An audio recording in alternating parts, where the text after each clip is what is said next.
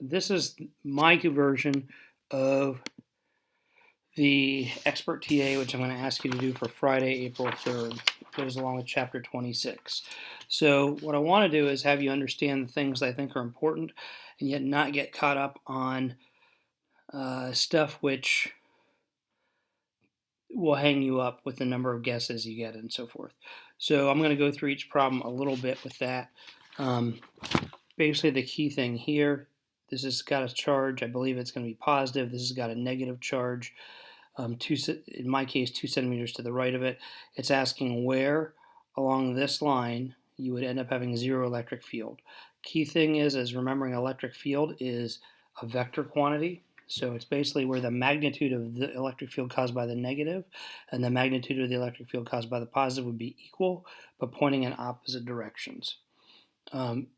The other thing is for part B, where you're going to calculate this out, even though it's asking here for something in centimeters, which is a bit annoying, I would do all your calculations in standard units, which are coulombs and meters and so forth. So essentially, you're going to figure out that distance, and if your distance, say, was over here or over here, what I would do is, if in my case this is 0.02 meters, then what I would do is essentially saying, let's say if it's over in this region, the distance from wherever a zero is, when I'm figuring out the electric field to Q1, I could call that D, and I could call this the electric field to Q2 D minus 0.02. Or I could just call this distance D and the distance to Q1 D plus 0.02. Go ahead and solve for that. And remember, you're asked for the distance from the origin here. So you have to adjust for that. And of course, make it in centimeters, because why not make it a non-standard unit? For problem 2, and so again, for me, this was, I think, one of the tougher problems to do, just because there was a lot of algebra in it. So I did it on a separate sheet of paper. Actually, I did all these on a separate sheet of paper. Problem 2, it's asking about the electric field at this particular point. I really like this problem better than problem 1 because it's talking about components. So Q1 is going to have a vertical and a horizontal component. Q2 is only going to have a vertical component here. And then you're going to get the net electric field at point P and the net electric, the angle of that electric field. So key thing I think with this is, again, it's going to be newtons per coulomb. You got to have standard units here. If you're talking about something that's down, it's going to be negative, up is positive. Right is positive, left is negative. So I got burned on that because for me, I've got a negative charge for Q2, which means that electric field is going to point toward Q2, which means it's going to point down from point P. So that was a negative electric field.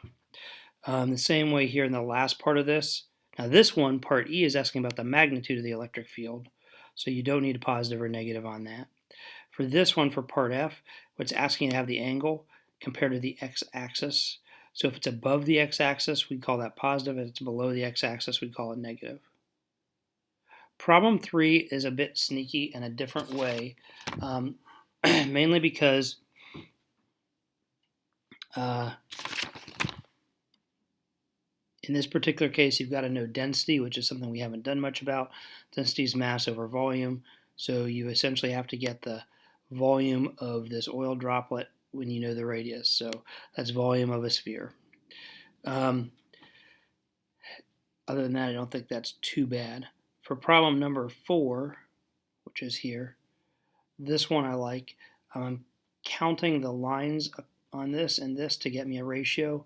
But again, this one, since one of these is positive and one is negative, I don't know why they did this, but the ratio for me is going to be negative because it's a positive ratio charge here and a negative charge there. So that's just a bit annoying. And then this is, I think, fine. That's the last part of question 4. Question 5 here. So it's a charged particle entering a region of uniform electric field. I think this is a good question overall. I like it. Parts A, B, and C. Problem 6.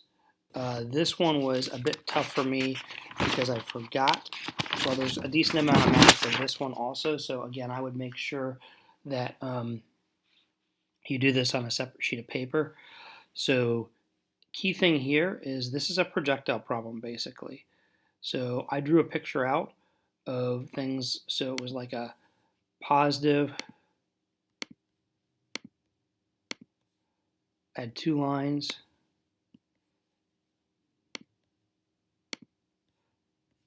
I don't know why this is gray instead of black, but oh well. Had two lines, and I thought of, in my mind, I had positive charges up here for one, negative charges here for the other. Since the electric field was directed for me in the negative y direction, I drew an arrow with a charged particle going to the right through there. And this distance is 4.5 meters, but it starts in the middle of it. So that's 2.25 meters away from each side. And it's moving horizontally. So the key thing with this is, since the charge is pretty high, but the field is weak, and the mass is pretty high, you actually, first of all, this is like a horizontally launched projectile. So you're going to end up having a force vertical when your initial motion was horizontal. So if you think about it like a projectile problem, and first I found the electric force and acceleration, then I found the net force, because here gravity is actually somewhat significant compared to the electric force, because the electric field is so weak. So that was tricky. So if electric force and gravitational force are both acting down, you'd add them. If electric force is acting up and gravitational force is down, you'd subtract them. So then we can use a projectile formula or kinematics formula to find the time it would take to hit either the top or bottom plate. And then if I know the horizontal speed, which is given here, and I know that time, I can figure out how far it would go. So that's the key thing with that, what was annoying, is that it really does, you have to take gravity into account. Problem 7 here, you don't have to take gravity into account. First of all, it's an electron, where the mass is 10 to the negative 31st kilograms, or actually I think 9.1 times 10 to the negative 31 kilograms, so the gravitational force is completely minuscule, and so we can ignore that. So in this particular case here, ended up rearranging the E equals F over Q formula to get the electric force. Use that basically divided by the mass to get the acceleration. And again, I could treat that to figure out how, kind of what's going on. So it's a little like a projectile problem. But again, here, you're going to get an acceleration. For me, it was on the order of 10 to the 13th meters per second squared. So 9.8 meters per second squared, not a big deal. Up here, my acceleration was on the order of somewhere like, I don't know, a couple dozen meters per second squared. So 9.8 makes a decent difference. For number 8, I'm going to ask you to submit a video response to this. I think you should talk it out first. So just like with any theatrical performance, you want to think and rehearse it. The reason I want to do that is when I look at this, it's got all these specific numbers here. The square is 13 centimeters on a side. Said that B, C, and D all had the same charge, 4.1 nanocoulombs. This had negative 1.1 nanocoulombs, and you're asked to figure out the electric field here. I don't think the AP would give you that much math to do. I think that's ridiculous. I do think they could give you a situation like this, and I'd like you to think about how you would do it. Almost certainly what the AP would do would be to say Q, B, C, and D had all that same charge. QA had a different charge. Now figure out the field strength here.